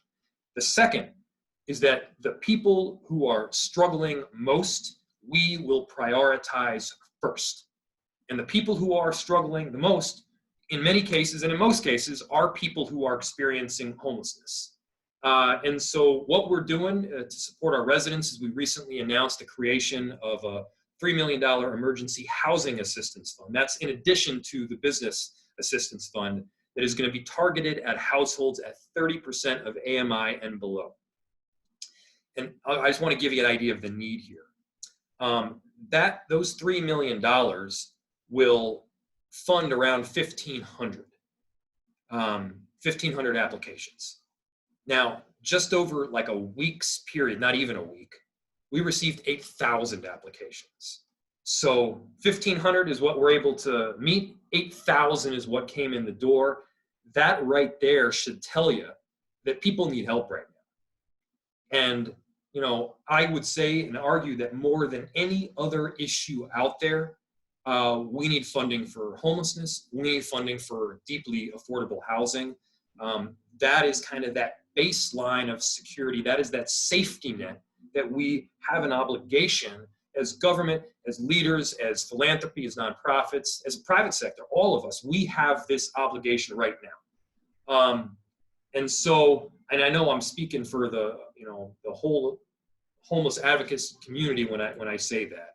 And as I speak, right now there are homeless encampments that are growing in Minneapolis, and there are 2 large encampments that have already reached unsafe numbers and pose very serious public health concerns and safety risks, and we need to help. And in the Twin Cities, the number of people staying outside and not in normal shelters saw a 97% increase between 2015 and 2018. And as we know, over the coming months, those numbers are going to get more difficult. So this is really the time to step up. But this is the time when your work really matters. We aren't involved in this work to make easy decisions feel brave. We aren't in this work to make it seem like we're doing a whole lot when just provide lip service. We're in this line of work because we care. We care about people. We care about the issue of homelessness, and we want to help. And so we're going to do everything that we can to alleviate some of the pressures, both in terms of the spacing and in terms of the staffing in our shelters. And we're going to do everything we can to support the Homes for All agenda because, you all are doing it. You've got the right mentality. We are 100% behind you. So thank you so much. Keep up the great work. Thank you so much, Mayor Fry, for joining us this morning. Thank you. Next up is Deidre Schmidt with Common Bond. Hi there, can you hear me? We can hear you. Great. So my name is Deidre Schmidt. I have the pleasure of leading Common Bond Communities. We provide affordable homes and support services to about 13,000 people, and the majority of those are right here in Minnesota. The COVID-19 pandemic has underscored for all of us the critical role that housing plays not only in protecting health and well-being of individuals and families, but also revealed housing's role as a measure for public health. And this has really reinforced Common Bond's belief that a stable home is really the foundation for everything else in a person's life. It's also a really essential building block for a vibrant workforce and a growing economy. Our work of providing safe and stable homes has always been important before the pandemic. It's rightfully considered essential in response to the health crisis, and it will be even more critical than ever as we seek together to recover from the economic impacts of COVID-19 as quickly as possible.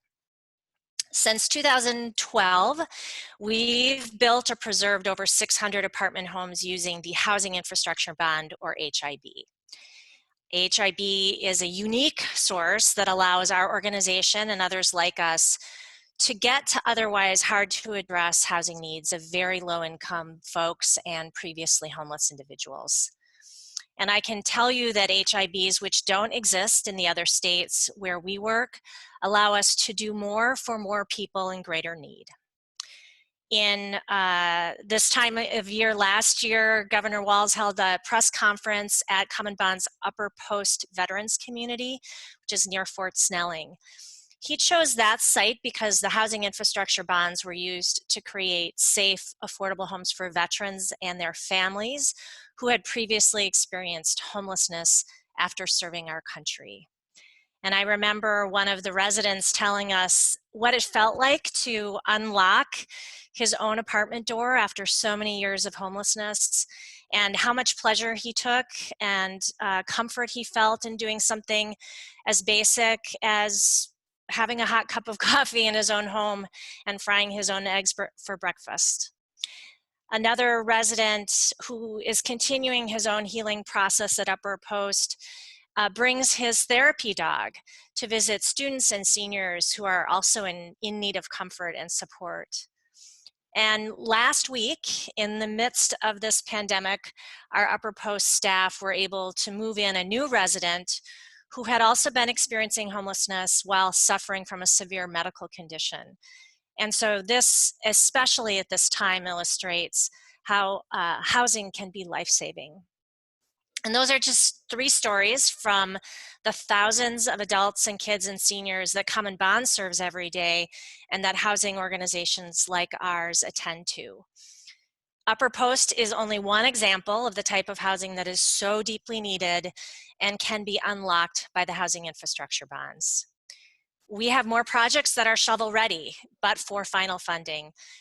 At this time, Common Bond alone has 6 projects ready to go that would create almost 450 new units of affordable housing and over 600 construction jobs.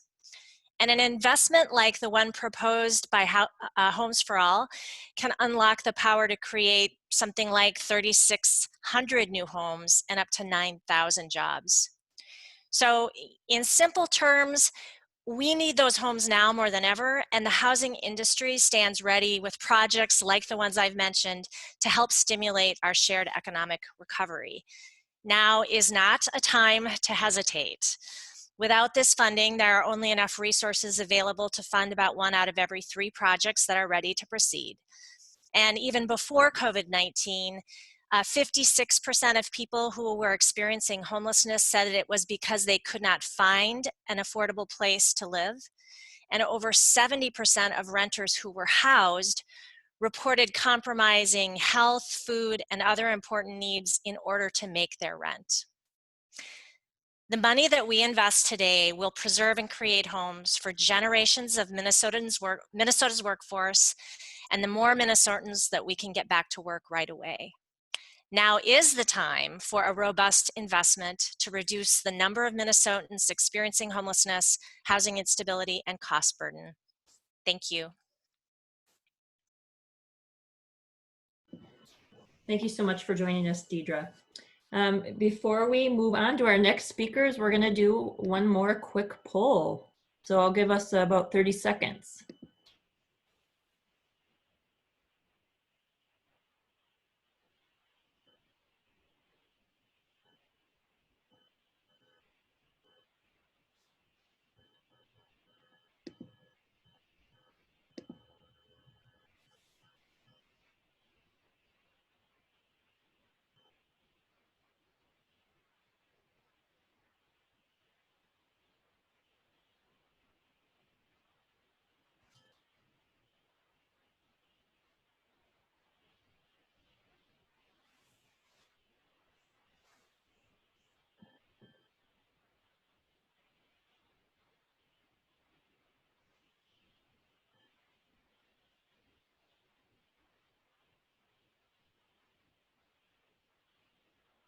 All right.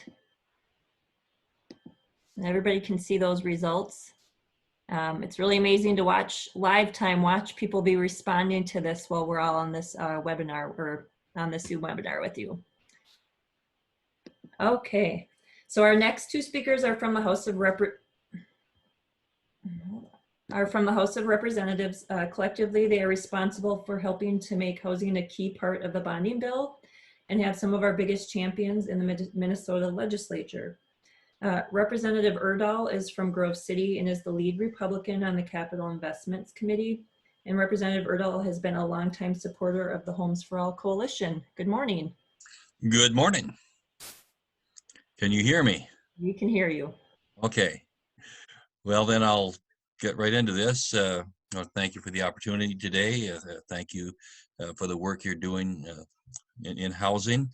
I've chaired the bonding bill twice, and had housing provisions in the bills. I've worked with Representative Hausman quite a bit, and Alice, who you'll be hearing from next, has been a real champion for housing in the state of Minnesota.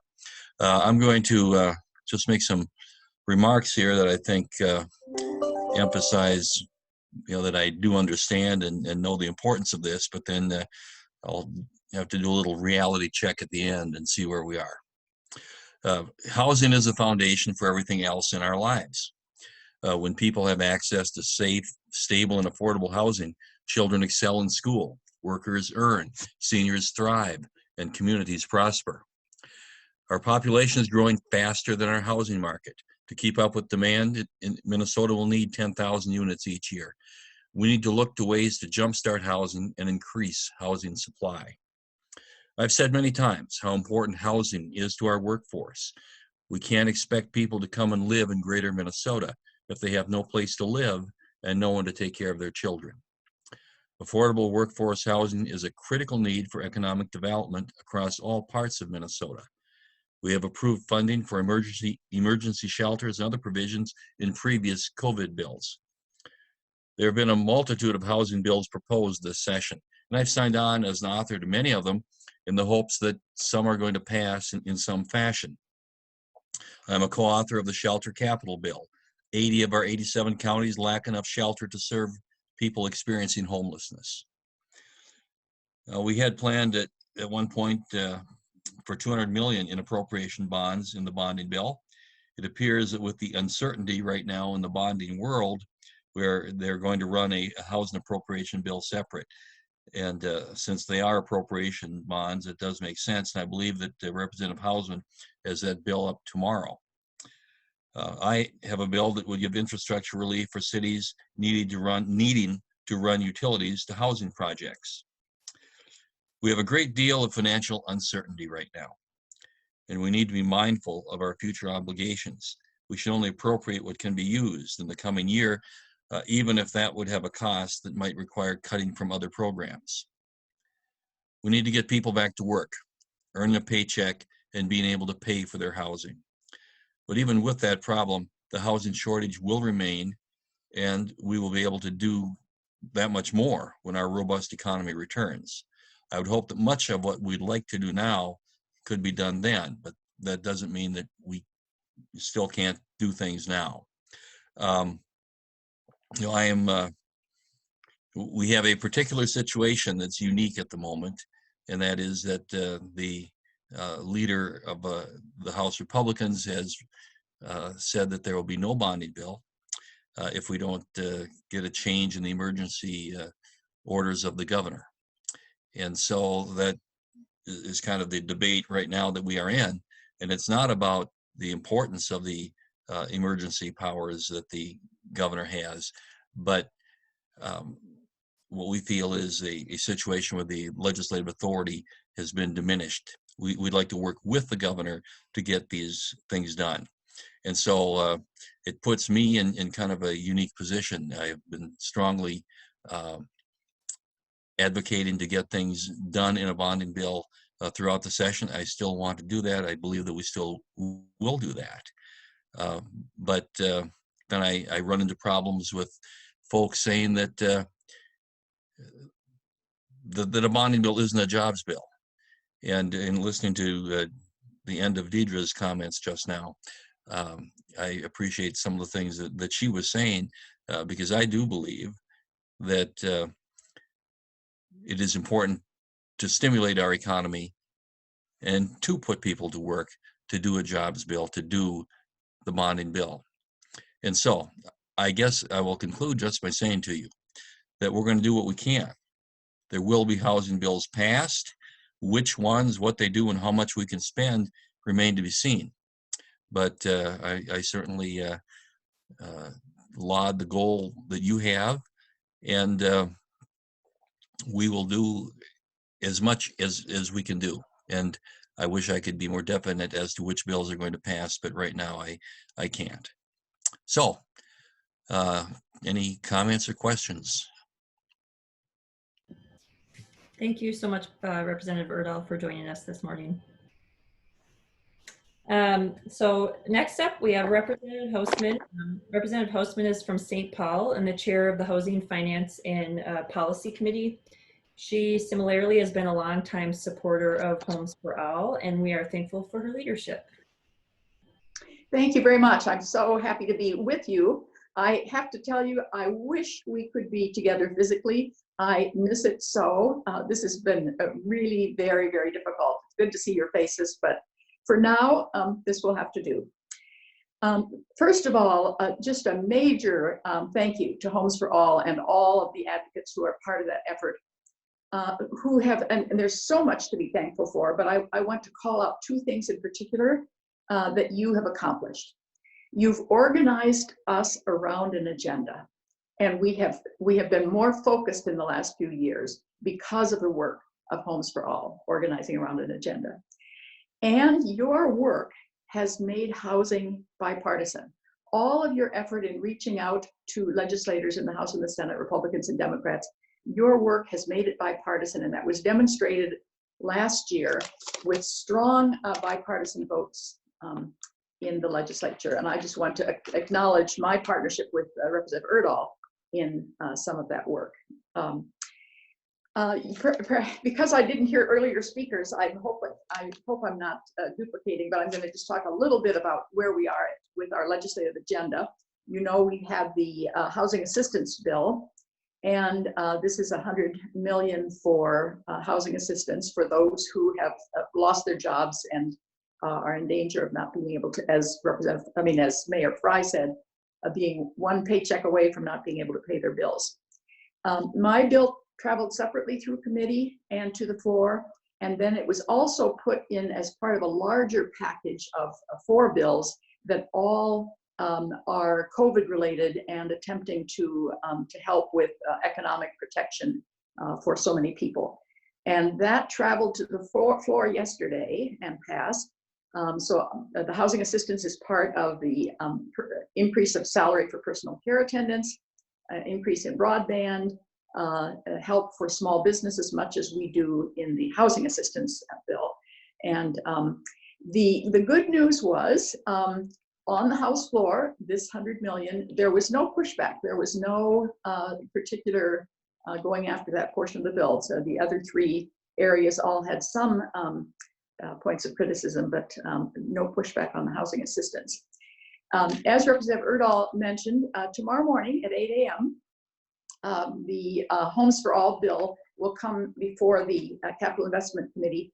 It's been heard there, but as sometimes happens during these times in the session, we start looking for vehicle bills that we can move to another place so that we have a plan B. You saw that happen last year when, unfortunately, we didn't get the larger bonding bill, and so in special session, we dealt just with the housing infrastructure bonds in this special session for 60 minutes. So that's what we're going to, 60 million. That's what we're going to do tomorrow morning. We'll take up the Homes for All bill, and we will delete the general obligation bonds because they are going to stay in the Capital Investment Committee, and we're just moving out the housing infrastructure bonds. The reason for that, every other bill passes with a simple majority, but a bonding bill with general obligation bonding requires a supermajority. So it is easier to pass housing infrastructure bonds because they, as appropriation bonds, can pass with a simple majority. So that's the point of it. It's my understanding is it's moving those to another place in the process so we can have a vehicle bill, as we call it, for potential action later. So there's much undone. We had exactly 1 housing committee meeting this year because of the COVID crisis, and because we lost a couple of our committee slots early in the session. We had so much to do and so many bills to hear, and all of that was put aside as we deal with the COVID related bills. I don't know if we're open for questions or if there's anything in particular you'd like to hear some more about, but I certainly would be willing to to do that? Well, thank you so much, Representative Hausman and Representative Erdahl. We are not doing questions at the moment, but we will probably, Libby and I will probably be in touch with both of you to relay a couple of questions, and then just get in touch to check in with you both. Before I turn it back over to Allison, I just wanted to take a moment to recognize our co-chair, our wonderful co-chair that's been moderating our rally today, Allison Strake. As she mentioned in her opening comments, this is her third and final year of chairing the coalition, and I just want to recognize her for a moment for all of the hard work that she's done, the countless hours that she's put in. There are a lot of things behind the scenes that don't get seen by advocates, including strategic planning, planning for things like this rally, but also preparing for testimony and just coordinating meetings in general. So we just wanted to recognize her and thank her. It's not quite the same as in person, but the coalition work would not be the same without you. So thank you. Well, thanks for making me cry, Carrie, with hundreds of people watching. It's been my honor to serve as your co-chair. The coordinating team's been wonderful. All of the advocates have been wonderful. So it's bittersweet. For me to have this be my final, this will be my big final hurrah. So thanks for everybody. I do want to say that because of all of you, we did have a tweet chat this morning from 9:30 to 10, and a bunch of us are still tweeting during the rally that hashtag bonds for housing is trending in Minneapolis. So yay. So we're going to ask now for everybody who's participating to do a live action alert with us. So I'm going to share my screen with you. And we are asking you to please make 2 phone calls, one to Representative Hortman and one to Senator Gazelka. Both of their phone numbers are listed. It's the same script for both of them, so you only need to worry about the one that you can see. I have somebody who is timing the phone calls, so I'm going to be quiet while she's doing that, and you can all make your phone calls. We're going to come back and do a poll, and then we'll have our wrap-up comments.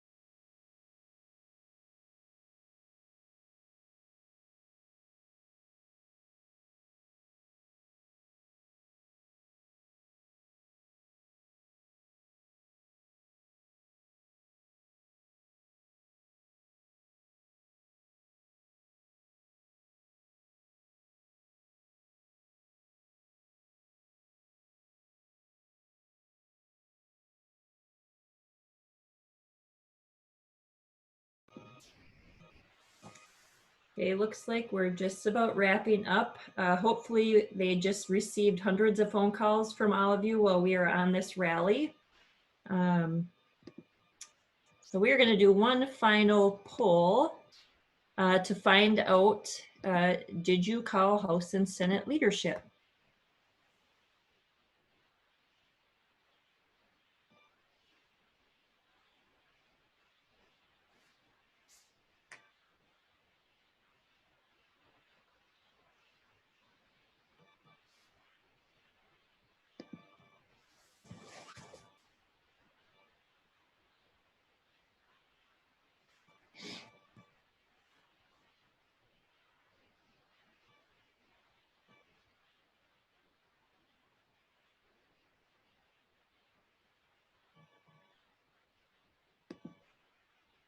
Okay, I imagine some people are still making calls and some people are still trying to answer the poll. But we see that at least it looked like at least 105 when I stopped the polling had made phone calls. I do want to remind everybody, we do have an action alert out there where you can email your own representative. And you can find that on the Homes for All website under our blogs. And in closing, I want to say that Homes for All looks forward to working with both chambers of the legislature and the governor's office to find a path forward to help meet Minnesota's affordable housing needs. And let's continue to go big so everyone can go home. Everybody on the panelists, thanks everybody so much for joining us. Yes, there's Carrie, there's our panelists. Thank you, everybody. Have a great weekend. Thank you, everyone. Bye. Thank you.